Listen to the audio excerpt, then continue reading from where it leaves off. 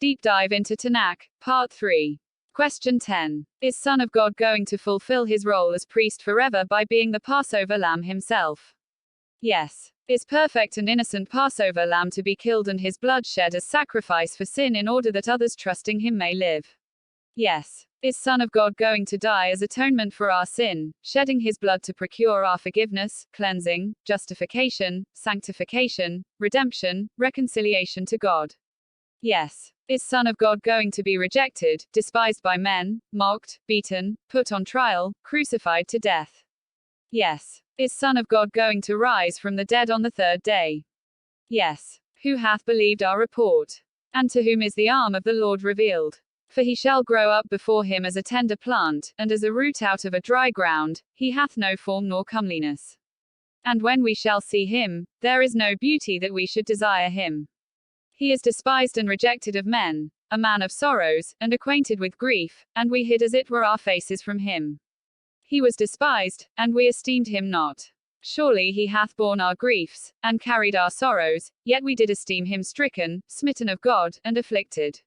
But he was wounded for our transgressions, he was bruised for our iniquities, the chastisement of our peace was upon him, and with his stripes we are healed. All we like sheep have gone astray. We have turned every one to his own way, and the Lord hath laid on him the iniquity of us all. He was oppressed, and he was afflicted, yet he opened not his mouth. He is brought as a lamb to the slaughter, and as a sheep before her shearers is dumb, so he openeth not his mouth. He was taken from prison and from judgment, and who shall declare his generation? For he was cut off out of the land of the living, for the transgression of my people was he stricken. And he made his grave with the wicked, and with the rich in his death, because he had done no violence, neither was any deceit in his mouth. Yet it pleased the Lord to bruise him. He hath put him to grief. When thou shalt make his soul an offering for sin, he shall see his seed, he shall prolong his days, and the pleasure of the Lord shall prosper in his hand. He shall see of the travail of his soul, and shall be satisfied. By his knowledge shall my righteous servant justify many, for he shall bear their iniquities. Therefore will I divide him a portion with the great, and he shall divide the spoil with the strong, because he hath poured out his soul unto death, and he was numbered with the transgressors. And he bare the sin of many, and made intercession for the transgressors.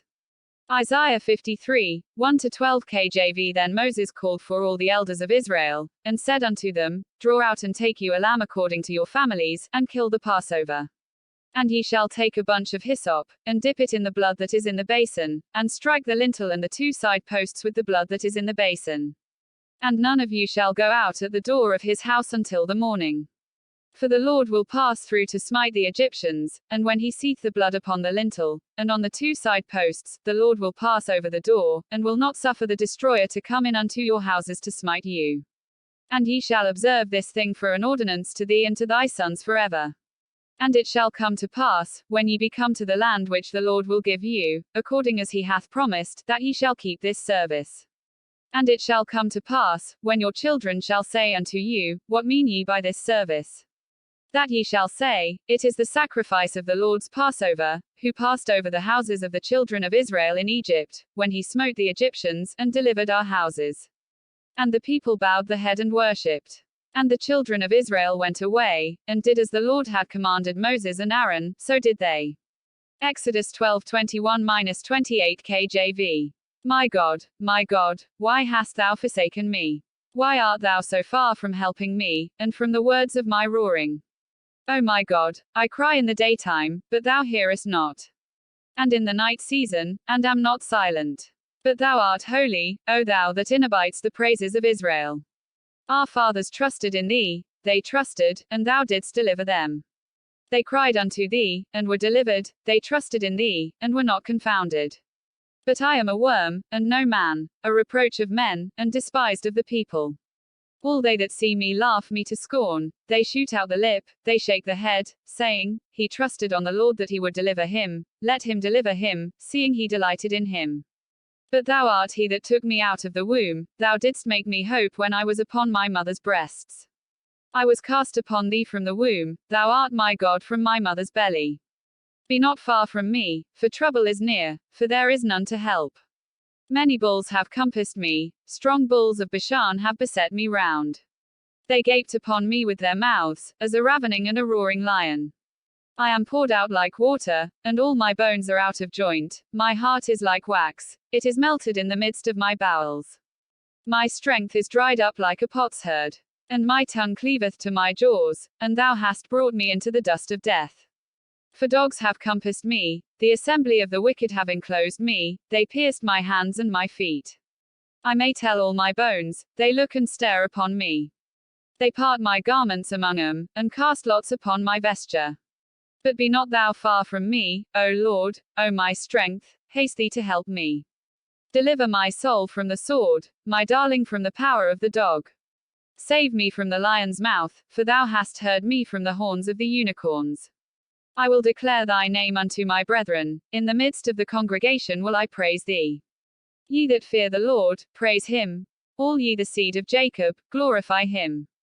And fear him, all ye the seed of Israel. For he hath not despised nor abhorred the affliction of the afflicted, neither hath he hid his face from him, but when he cried unto him, he heard. My praise shall be of thee in the great congregation, I will pay my vows before them that fear him.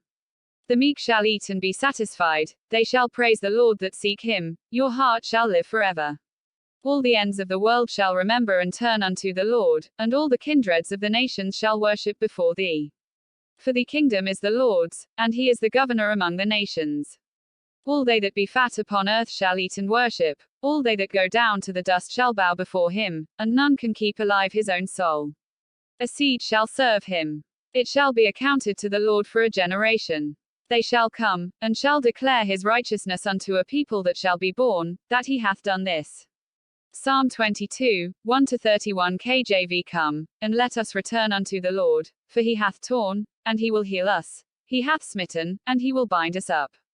After 2 days will he revive us, in the third day he will raise us up, and we shall live in his sight. Then shall we know, if we follow on to know the Lord, his going forth is prepared as the morning, and he shall come unto us as the rain, as the latter and former rain unto the earth. Hosea 6, 1-3 KJV. I have set the Lord always before me, because he is at my right hand, I shall not be moved. Therefore my heart is glad, and my glory rejoiceth, my flesh also shall rest in hope. For thou wilt not leave my soul in hell, neither wilt thou suffer thine Holy One to see corruption. Thou wilt show me the path of life, in thy presence is fullness of joy. At thy right hand there are pleasures forevermore. Psalm 16, 8-11 KJV. Question 11. When will the Son of God arrive as described to fulfill his role as priest? Is there a specific date or time frame given? Yes. 70 weeks are determined upon thy people and upon thy holy city, to finish the transgression, and to make an end of sins, and to make reconciliation for iniquity, and to bring in everlasting righteousness, and to seal up the vision and prophecy, and to anoint the most holy. Know therefore and understand, that from the going forth of the commandment to restore and to build Jerusalem unto the Messiah the Prince shall be 7 weeks, and 62 weeks, the street shall be built again, and the wall, even in troublous times. And after 62 weeks shall Messiah be cut off, but not for himself, and the people of the Prince that shall come shall destroy the city and the sanctuary. And the end thereof shall be with a flood, and unto the end of the war desolations are determined. And he shall confirm the covenant with many for 1 week, and in the midst of the week he shall cause the sacrifice and the oblation to cease, and for the overspreading of abominations he shall make it desolate, even until the consummation, and that determined shall be poured upon the desolate. Daniel 9:24-27 KJV. So, 69 weeks or 483 years after command to rebuild Jerusalem in 539 BC until Messiah's birth as early as 56 BC and onwards. Question 12. After death and resurrection of Son of God, will the Son of God return to fulfill his role as King? Yes. Will the Son of God return at the end of the age? Yes. No one except his Father knows the day and hour of return of Son of God. Yes. For I know that my Redeemer liveth, and that he shall stand at the latter day upon the earth. And though after my skin worms destroy this body, yet in my flesh shall I see God, whom I shall see for myself, and mine eyes shall behold, and not another. Though my reins be consumed within me. Job 19:25-27 KJV. And at that time shall Michael stand up, the great prince which standeth for the children of thy people, and there shall be a time of trouble, such as never was since there was a nation even to that same time, and at that time thy people shall be delivered, every one that shall be found written in the book. And many of them that sleep in the dust of the earth shall awake, some to everlasting life, and some to shame and everlasting contempt. And they that be wise shall shine as the brightness of the firmament. And they that turn many to righteousness as the stars forever and ever. But thou, O Daniel, shut up the words, and seal the book, even to the time of the end. Many shall run to and fro, and knowledge shall be increased. Daniel 12, 1-4 KJV. Behold, the day of the Lord cometh, and thy spoil shall be divided in the midst of thee. For I will gather all nations against Jerusalem to battle. And the city shall be taken, and the houses rifled, and the women ravished, and half of the city shall go forth into captivity, and the residue of the people shall not be cut off from the city. Then shall the Lord go forth, and fight against those nations, as when he fought in the day of battle. And his feet shall stand in that day upon the Mount of Olives, which is before Jerusalem on the east, and the Mount of Olives shall cleave in the midst thereof toward the east and toward the west, and there shall be a very great valley. And half of the mountain shall remove toward the north, and half of it toward the south. And ye shall flee to the valley of the mountains, for the valley of the mountains shall reach unto Azal, yea, ye shall flee, like as ye fled from before the earthquake in the days of Uzziah king of Judah, and the Lord my God shall come, and all the saints with thee. And it shall come to pass in that day, that the light shall not be clear, nor dark, but it shall be one day which shall be known to the Lord, not day, nor night, but it shall come to pass, that at evening time it shall be light. And it shall be in that day, that living waters shall go out from Jerusalem, half of them toward the former sea, and half of them toward the hinder sea, in summer and in winter shall it be. And the Lord shall be king over all the earth, in that day shall there be one Lord, and his name one. All the land shall be turned as a plain from Geba to Rimmon south of Jerusalem, and it shall be lifted up, and inhabited in her place, from Benjamin's gate unto the place of the first gate, unto the corner gate, and from the tower of Hananiel unto the king's winepresses. And men shall dwell in it, and there shall be no more utter destruction, but Jerusalem shall be safely inhabited. And this shall be the plague wherewith the Lord will smite all the people that have fought against Jerusalem. Their flesh shall consume away while they stand upon their feet, and their eyes shall consume away in their holes, and their tongue shall consume away in their mouth. And it shall come to pass in that day, that a great tumult from the Lord shall be among them, and they shall lay hold every one on the hand of his neighbor, and his hand shall rise up against the hand of his neighbor. And Judah also shall fight at Jerusalem, and the wealth of all the heathen round about shall be gathered together, gold, and silver, and apparel, in great abundance. And so shall be the plague of the horse, of the mule, of the camel, and of the ass, and of all the beasts that shall be in these tents, as this plague. And it shall come to pass, that every one that is left of all the nations which came against Jerusalem shall even go up from year to year to worship the King, the Lord of hosts, and to keep the Feast of Tabernacles. And it shall be, that whoso will not come up of all the families of the earth unto Jerusalem to worship the King, the Lord of hosts, even upon him shall be no rain. And if the family of Egypt go not up, and come not, that have no rain, there shall be the plague, wherewith the Lord will smite the heathen that come not up to keep the Feast of Tabernacles. Zechariah 14, 1-18 KJV. My heart is inditing a good matter. I speak of the things which I have made touching thee, King. My tongue is the pen of a ready writer. Thou art fairer than the children of men, grace is poured into thy lips, therefore God hath blessed thee forever. Gird thy sword upon thy thigh, O most mighty, with thy glory and thy majesty. And in thy majesty ride prosperously because of truth and meekness and righteousness, and thy right hand shall teach thee terrible things.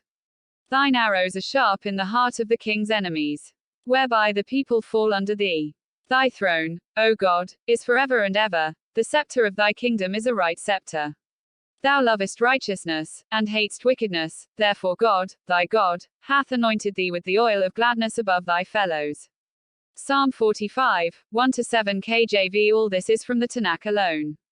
End of part 3. Deep dive into Tanakh. Shalom.